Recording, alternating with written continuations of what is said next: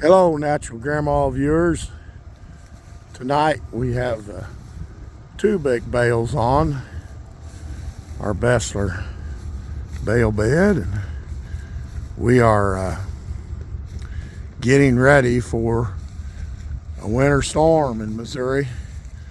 So we've put out a lot of hay, setting up brake fences to where we can bale graze. We're unrolling some, we're leaving some whole, doing lots of different things at Natural Grandma, getting ready for 15 inches of snow and then followed by some below zero weather, and then even some minus 30-degree wind chills. We have some 35-mile-an-hour winds with the snow. So what are you doing to get ready for your cows to survive? Natural Grandma wish you was having this great a day.